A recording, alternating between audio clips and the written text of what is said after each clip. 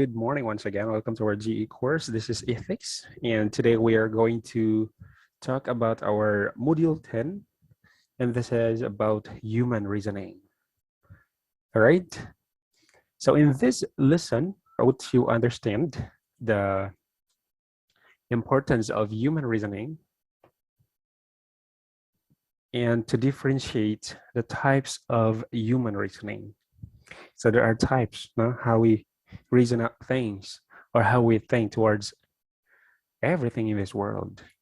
And of course, later on, we will also learn how to, apply the steps for moral reasoning, especially about decision making, using the moral standards or the moral codes that we have been learning. Before we start on our lesson proper, I would like you to imagine the scenario that we have here. Accordingly, there is a scene in a Broadway play where a priest is speaking to a man at a party and is asked if he ever hears anything interesting in confession.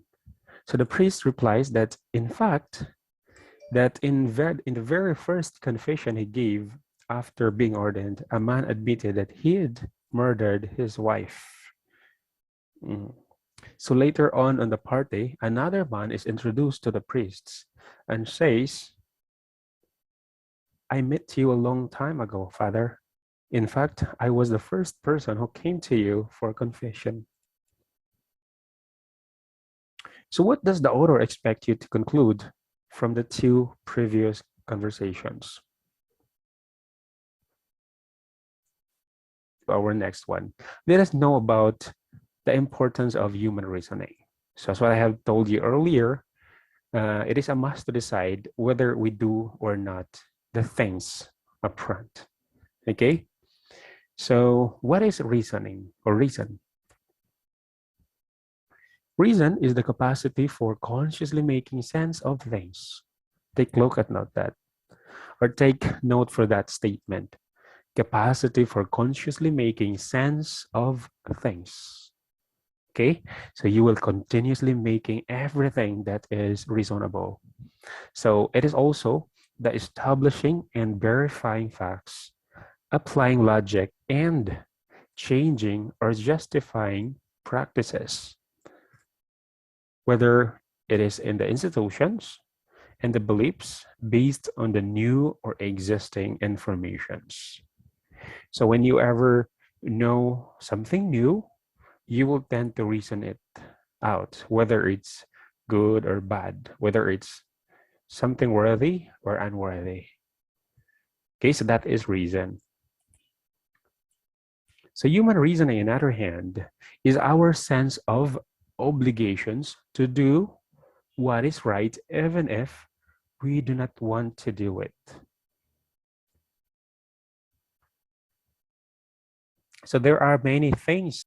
So human reasoning also is our ability to reason and is important part of who we are and how we make sense of the world around us, as well as how we form a relationship and interact with others. So we always use our sense, our reasoning skills. Now, in order for us to know better, let us talk about the types of human reasoning. So there are, how many? 5.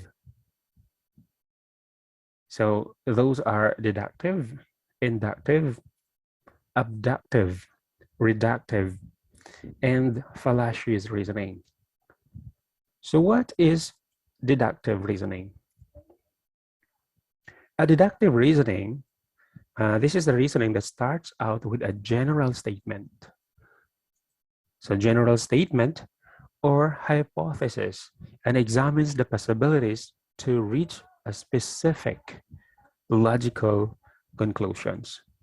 So it is when you take two true statements or premises to form a conclusion.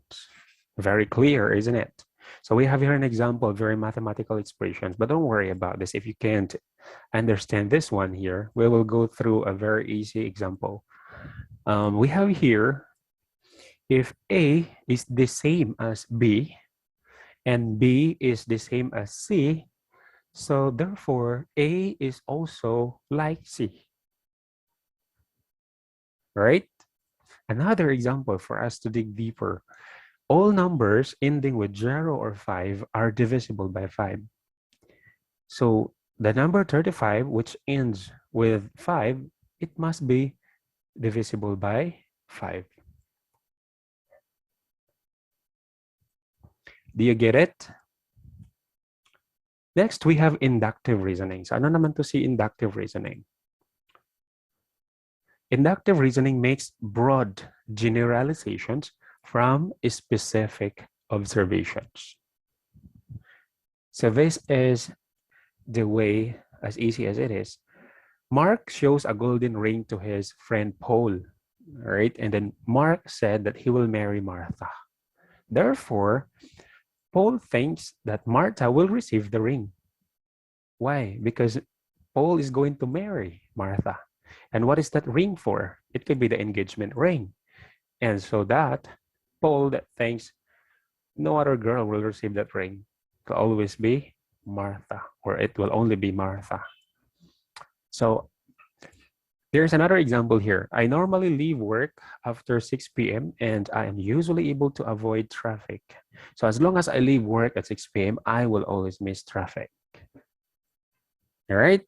So that is inductive reasoning. It is somehow a reverse of deductive reasoning. So remember, deductive reasoning and inductive reasoning. We can remember it this way. When we say deductive reasoning, the truth of the universal is the truth of particular. But this one here, inductive, the truth of particular could also the truth for universal, but it is not always work that way. Another one is abductive reasoning. So what is abductive reasoning? Abductive reasoning usually starts with incomplete set of observations. Take note, incomplete set of observations, and proceeds to the likeliest possible explanations for the group of observations. So an example for this one is doctors who make diagnosis based on the test result and jurors who make decisions based on the evidence presented to them. Ito pa naman yung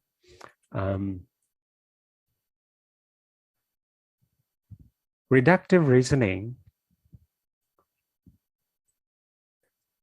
All right, so reductive reasoning, this is proving a statement which is true by reducing the opposite of it and showing the absurdity of the opposite results.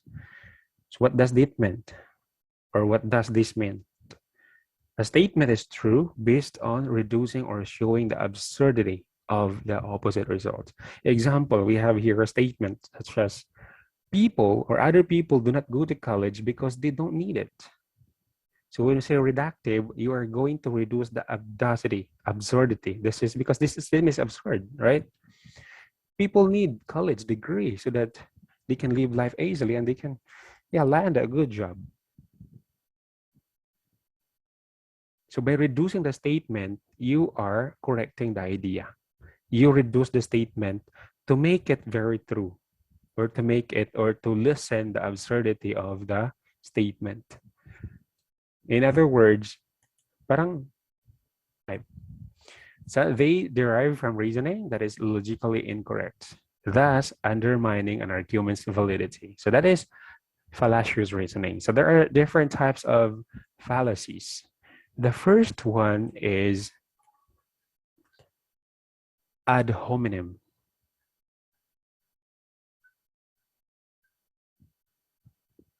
So what do we mean by ad hominem? This is the argument which is often a personal attack on someone's character or motive rather than an attempt to address the actual issue at hand.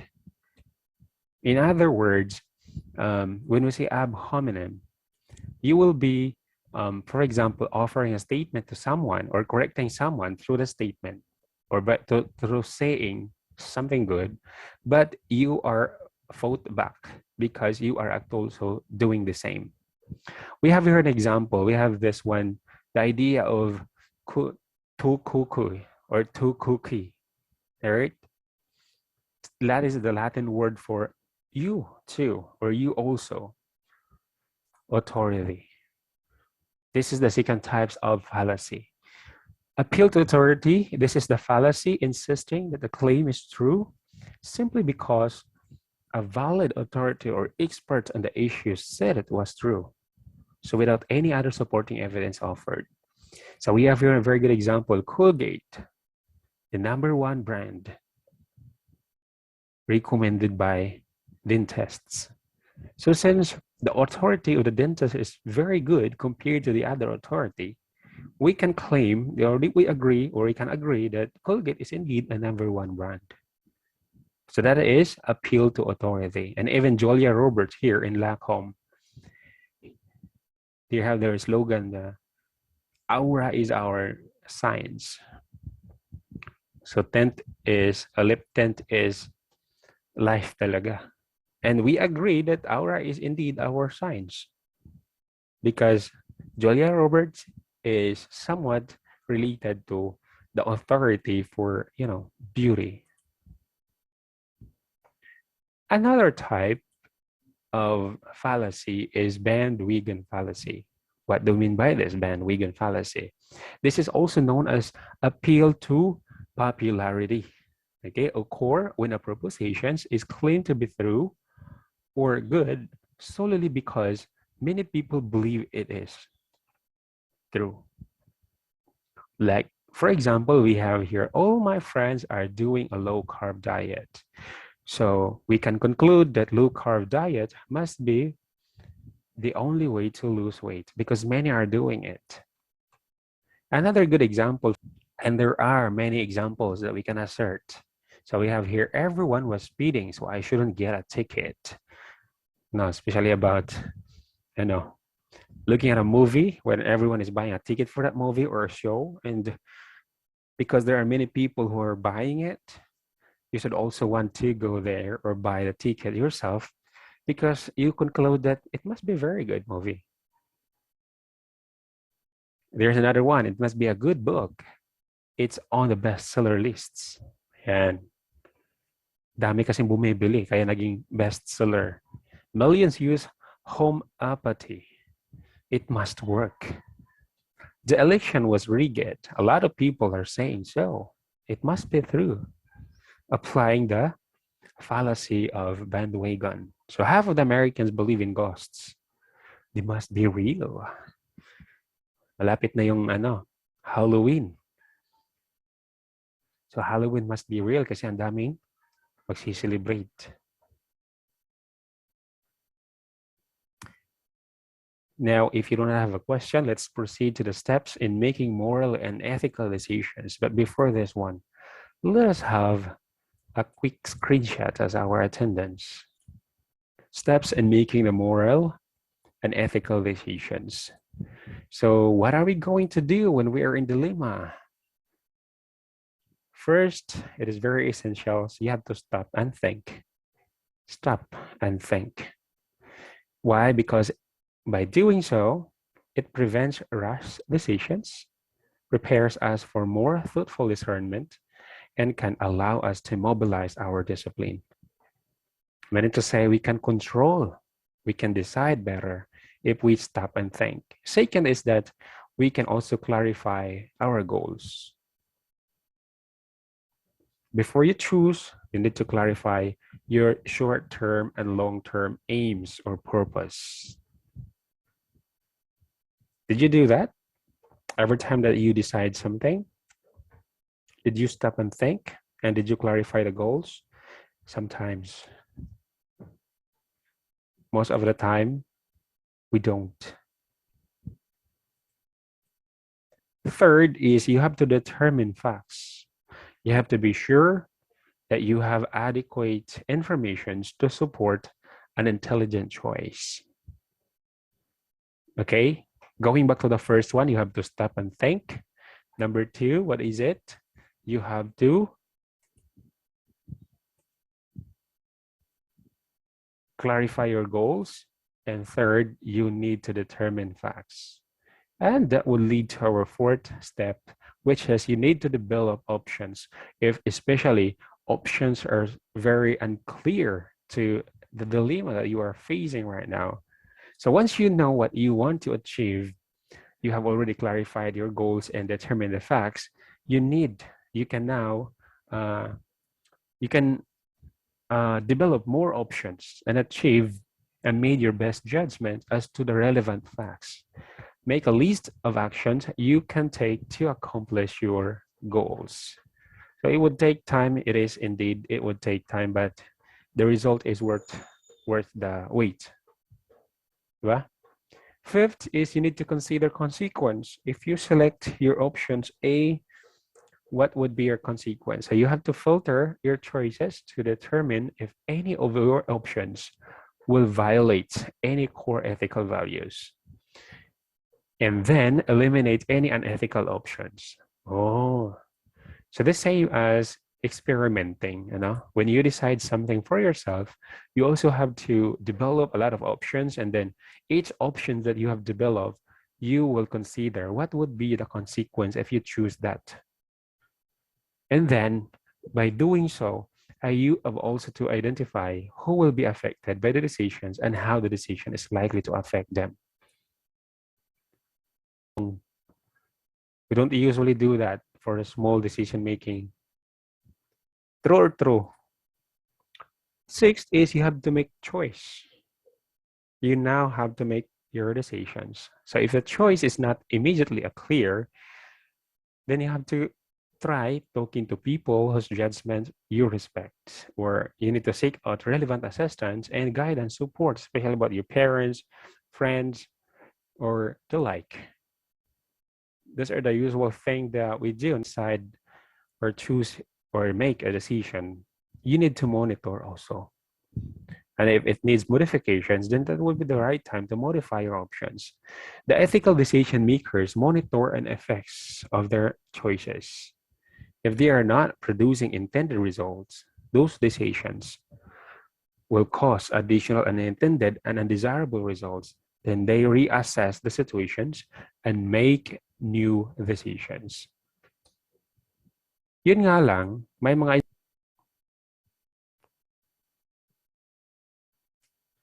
Do you have any question? We're actually, this is the last part of our discussion today. And I would like to leave you this saying, in every situation, there is a choice. You choose how people affect your life. You choose how to react to situations. You choose to be in a right path or a wrong one. There is always a choice, and it's your choice how you live your life.